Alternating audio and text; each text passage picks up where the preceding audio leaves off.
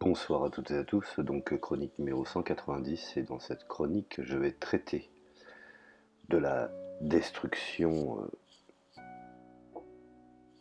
annoncée, si ce n'est que définitive, et je l'espère que non, mais du moins du service public.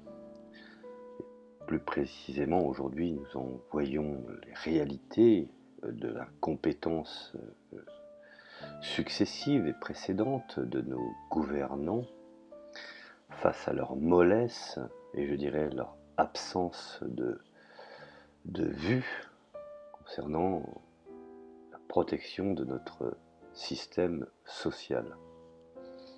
Alors certes, bien entendu, une multitude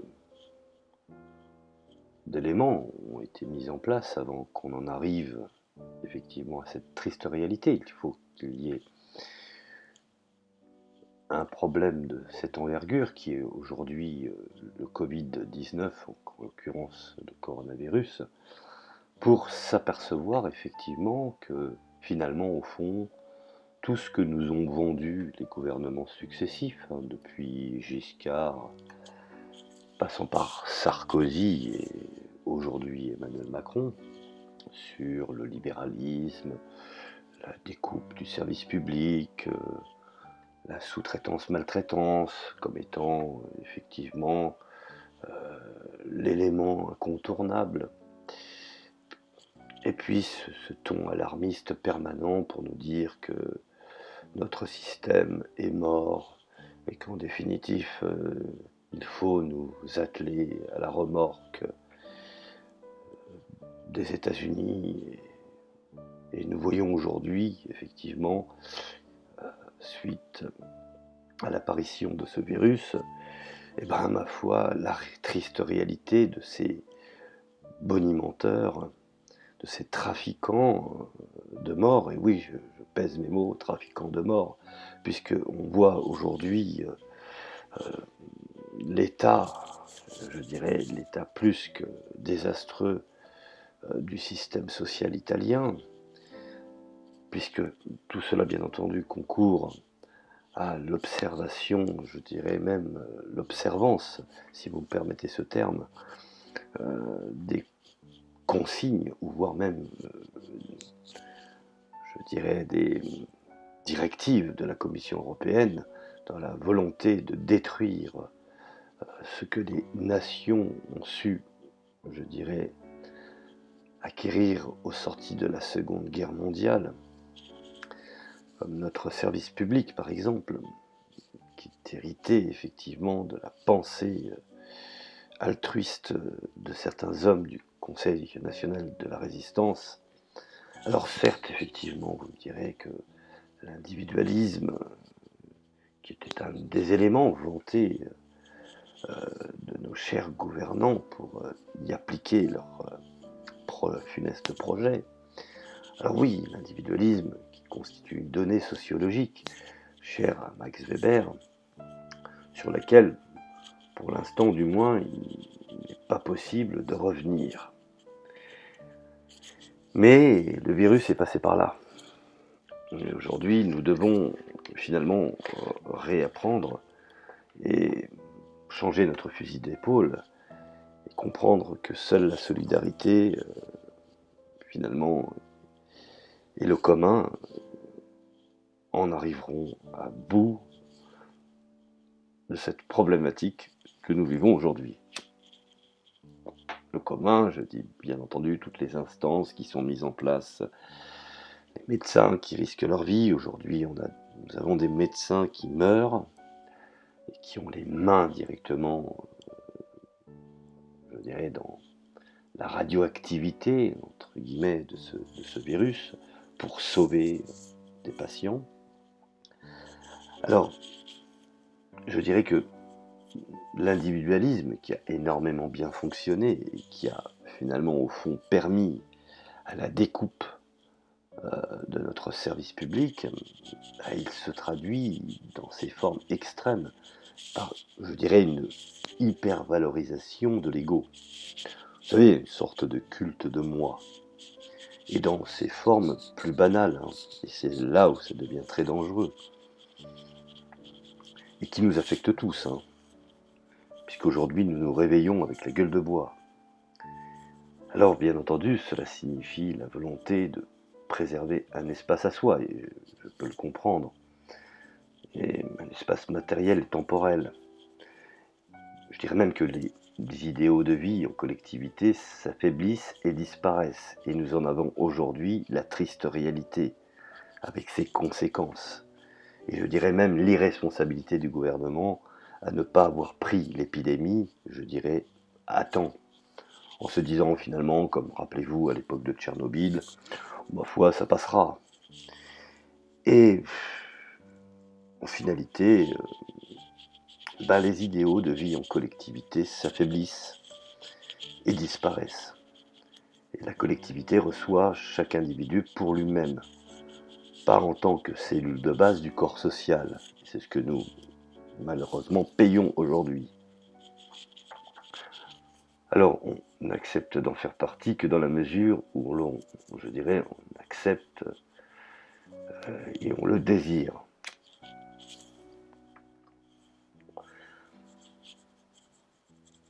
Alors l'idée je dirais, de devoir envers la collectivité est conditionnée par le consentement, par la volonté. Malheureusement, ce processus a été inversé. Il y avait une volonté par la peur, par la crainte, par la propagande de nos chers dirigeants faisant l'éloge du libéralisme et du capitalisme, en nous disant non, nous allons vers la catastrophe, il faut privatiser, il faut plus de découpe sociale, les fonctionnaires sont des feignants, ils sont assistés. Bref, vous connaissez le discours. Et donc finalement, au fond, il s'agit bien de ce que j'appelle d'un renversement des valeurs, car l'espace public tend à se réduire à la juxtaposition des espaces privés et des consentements individuels qui, bien entendu, font les choux gras et les intérêts d'une certaine oligarchie. Or, l'espace public n'est pas l'addition, je dirais, des espaces privés. Il en est un plus, je dirais, et que traduit la notion, je dirais, d'intérêt général. Un exemple qui permet de saisir la portée de ce distinguo est le développement des téléphones portables. Alors, bien entendu, j'ai souvent parlé dans des audios, dans mes chroniques précédentes, des hautes technologies. Alors, vous savez, le téléphone portable, c'est un peu comme l'arrivée de la télévision dans les chaumières, également les magnétoscopes. Finalement, c'est une technologie qui n'est pas, je dirais, elle-même bonne ou mauvaise. N'ayons pas peur de le dire. C'est l'usage, finalement, on en revient toujours à l'intention première, c'est l'usage qu'on en fait qui la rend oppressive ou réductrice. Les baladeurs, tout le monde, pour ceux qui ont été d'une génération des années 80, les baladeurs musicaux extraient leurs utilisateurs de l'espace public. Rappelez-vous, les gens mettaient des Walkman à l'époque sur les oreilles et finalement on n'avait plus de contact avec leurs voisins. Alors, le téléphone portable introduit un interlocuteur présent sans l'être, finalement une sorte de dématérialisation, je dirais un acteur sur lequel on n'a pas de prise. Et la conversation par portable interposé constitue une forme sociale désocialisée. On le voit bien, j'ai beaucoup d'amis sur Internet, mais en définitive, j'ai absolument personne. Cela me rappelle un petit peu la blague que les Britanniques, enfin du moins le spot publicitaire comique des Britanniques sur Facebook, où l'intéressé prétendait avoir plus de 100 000 amis et n'était pas fichu de trouver une seule personne, ou du moins un seul ami, pour pouvoir déménager.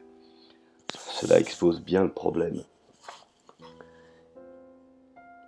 Et le mot ami est souvent galvaudé, il est, je dirais, décontenancé, déstructuré de son sens.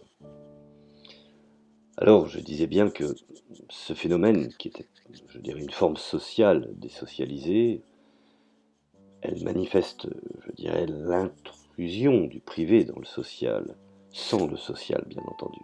C'est en cela que je viens d'illustrer l'explication d'avoir énormément d'amis virtuels et d'en avoir aucun réel.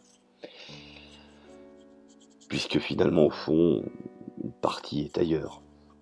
Alors c'est pourquoi il s'agit d'une privatisation particulièrement radicale, je dirais potentielle, violente de l'espace public. Et je reviens toujours encore à l'individualisme, qui est contemporain de la mort du constructivisme politique, rappelez-vous. C'est-à-dire la capacité à penser un ailleurs, un autrement. Et pour cela, les gouvernants ont su nous hébéter, crétiniser, et afin justement de nous fragiliser pour ne pas imaginer qu'il puisse y avoir une alternative. Ceci étant,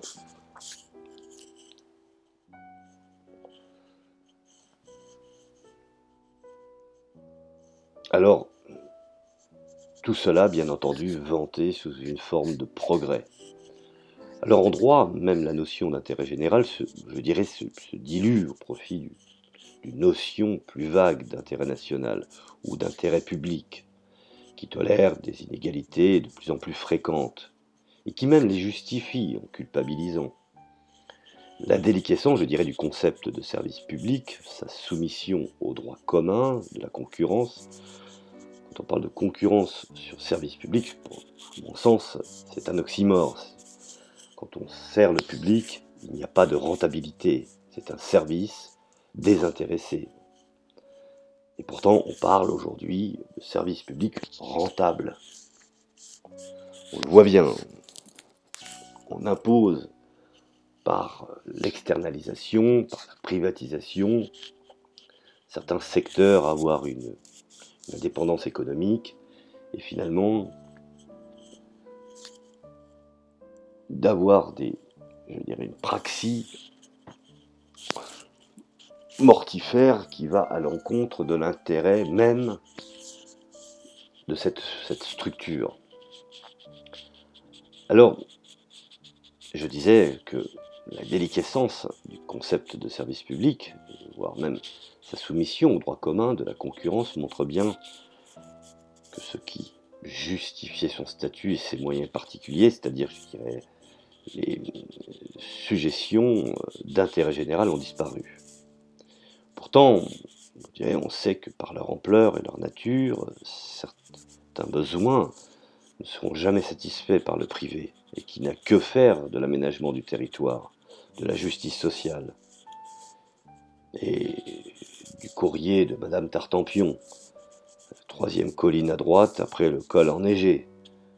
Rappelez-vous la Poste, qui fut un fleuron également de l'économie française, et qui permettait, je dirais, aux postiers par exemple, d'avoir un rôle social. Aujourd'hui, merci Sarkozy, la Poste est devenue une épicerie. Alors, la politique se réduit à satisfaire, je dirais, les revendications particulières sans se soucier du type de société que l'on construit, finalement. N'ayons pas peur de le dire. Alors revenons, notre téléphone portable n'est qu'un exemple parmi tant d'autres. On pourrait parler de l'ordinateur, on pourrait parler aussi de l'arrivée des hautes technologies dans les véhicules. On pourrait aussi citer les conséquences qu'a eu l'accord de Matignon sur la Corse de juillet 2000, par exemple, qui a vu fleurir les revendications autonomistes, la dérive que certains trouvent positive, qui réside dans le fait que les individus se définissent de moins en moins par ce qu'ils font et de plus en plus par ce qu'ils sont. Par le sexe, LGBT par exemple, l'âge, le jeunisme, contre les seniors, l'ethnie, le racisme, la nationalité, certaines formes de nationalisme frileux, la religion, le communautarisme, et la liste serait longue et fastidieuse. Alors l'extension des droits, a priori démocratiques, au sens où finalement, elle entend la liberté, entre guillemets, des individus, devient liberticide.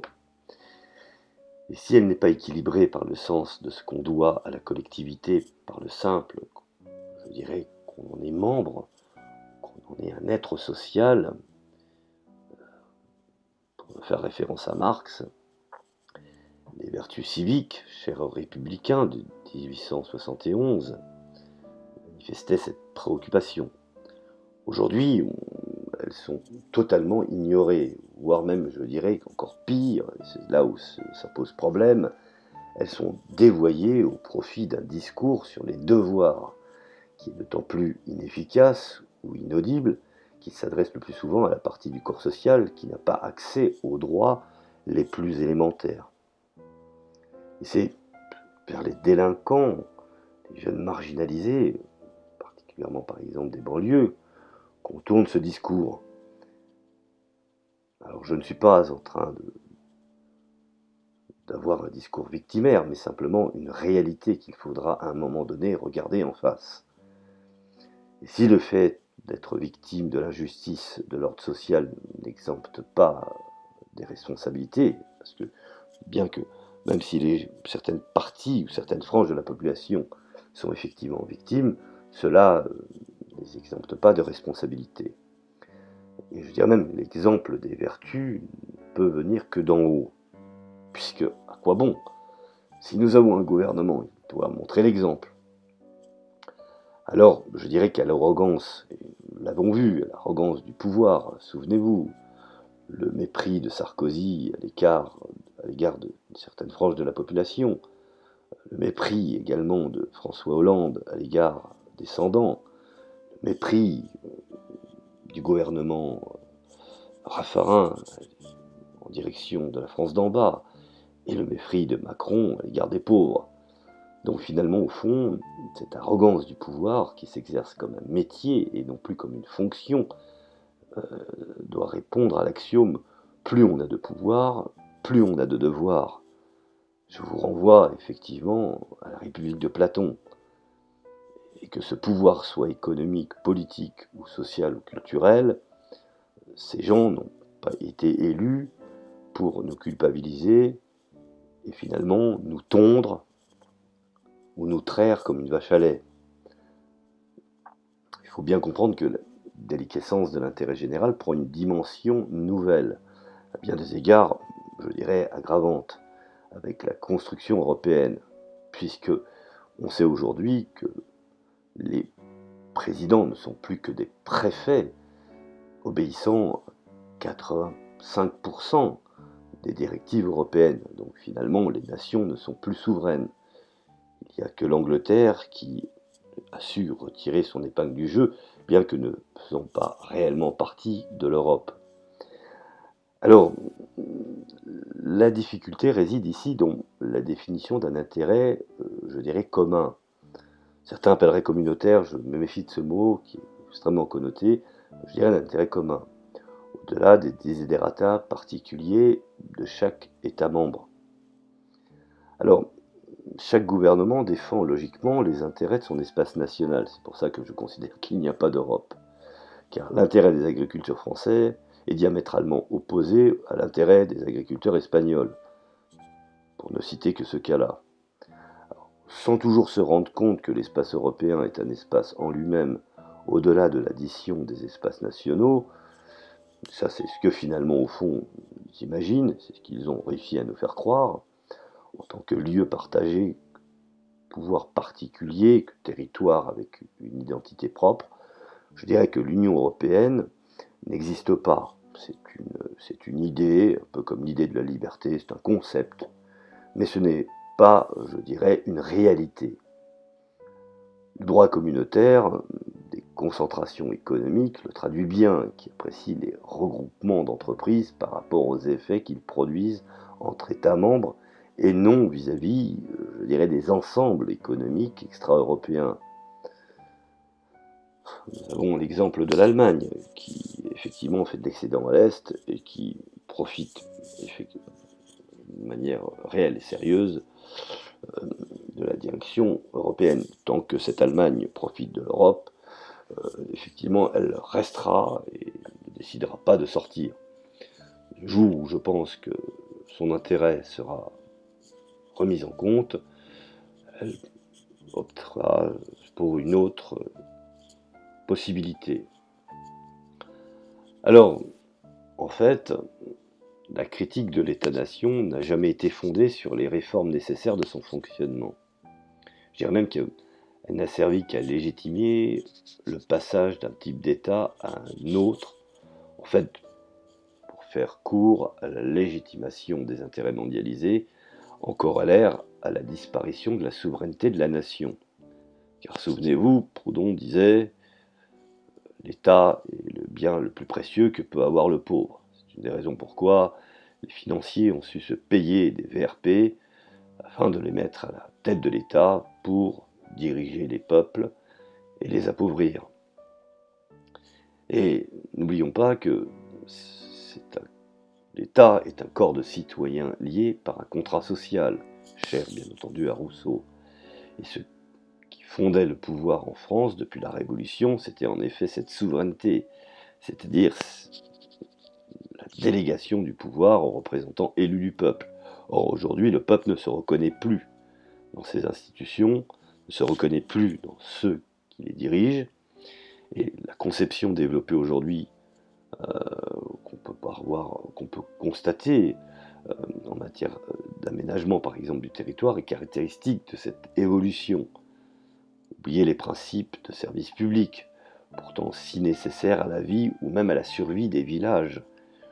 Oubliez le principe de l'égalité des chances au profit de la réduction des inégalités spatiales. Oubliez d'ailleurs l'homme au bénéfice des acteurs du développement. C'est effectivement un État qui s'effondre. Et nous en avons l'exemple aujourd'hui en France. Ne serait-ce que pour avoir accès à des masques, à du gel. Alors ne parlons pas de l'Italie. On parle de l'Europe, alors qu'on sait qu'aujourd'hui, c'est la République socialiste de Cuba qui envoie ses médecins. C'est la République socialiste du Venezuela. C'est le Parti communiste chinois. Bon. Et de l'autre côté, la République tchèque qui subtilise du matériel que les Chinois envoient en direction de l'Italie. Bonjour l'Europe. Alors oui, vous me direz que ces gens-là font partie effectivement de l'Europe, de ce qui les intéresse, et je peux le comprendre avec leurs intérêts, tous ces gens du pacte de Visegrad. Maintenant,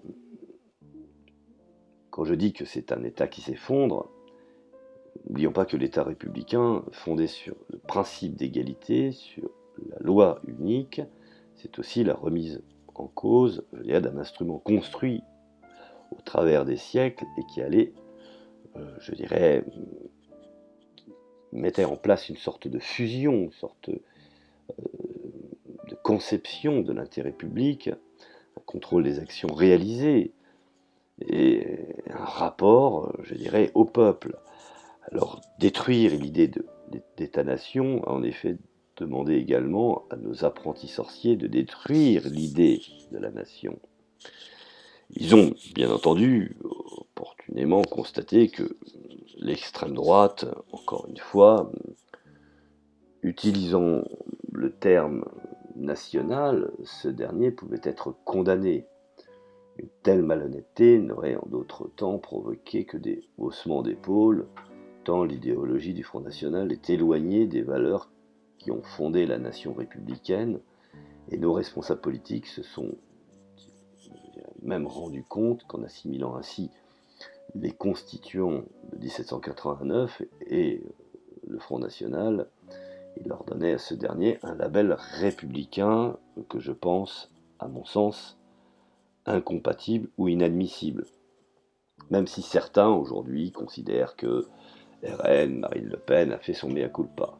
Il n'en demeure pas moins que pour moi ce parti est un parti des forces présentes pour contenir le mécontentement, une machine à perdre finalement, un candidat non éligible permettant de faire gagner à la partie adverse. Alors, toujours est-il que le thème apporté nous donne honte de la nation, c'est-à-dire de ce rassemblement des citoyens, quelles que soient leurs origines, leurs pensées, leur histoire, autour d'un contrat social. On détruit une conception ouverte de la nation. Et ce plébiscite de tous les jours, et cette recherche d'un avenir commun de progrès, mais par quoi finalement au fond remplace-t-on? Par l'allégeance à un état fonctionnel et quasi religieux, et finalement toutefois les dogmes économiques n'ayant pas la même valeur symbolique et émotionnelle que les dogmes religieux, et nos apprentis sorciers ont par ailleurs réinventé la valeur des communautés, s'appuyant effectivement sur le communautarisme, sorte de petit micro-État circulant dans l'espace et clouant au pilori la nation.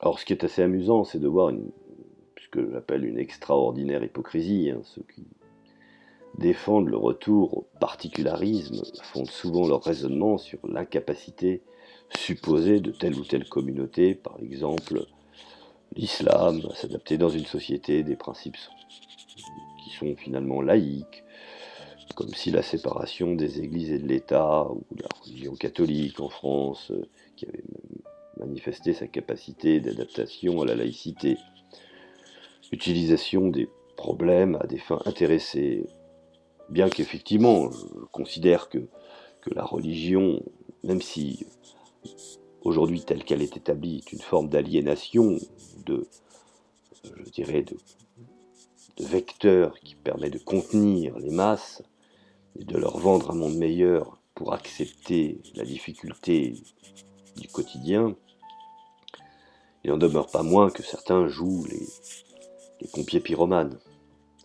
Alors, il y a beaucoup de signes qui nous indiquent l'évolution vers l'émiettement des peuples et non vers leur rassemblement.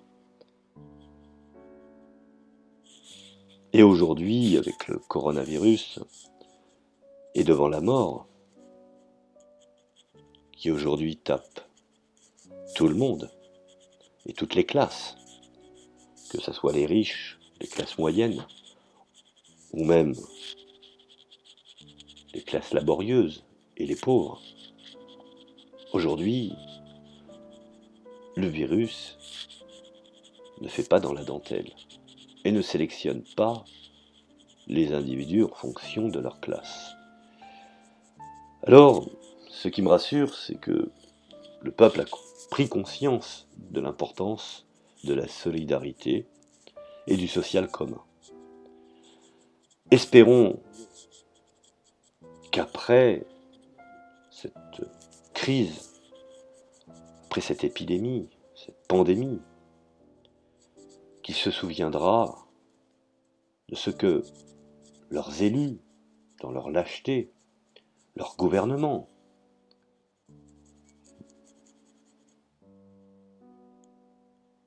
ont fait de leur État et de leur service public, et qu'ils réagiront en conséquence.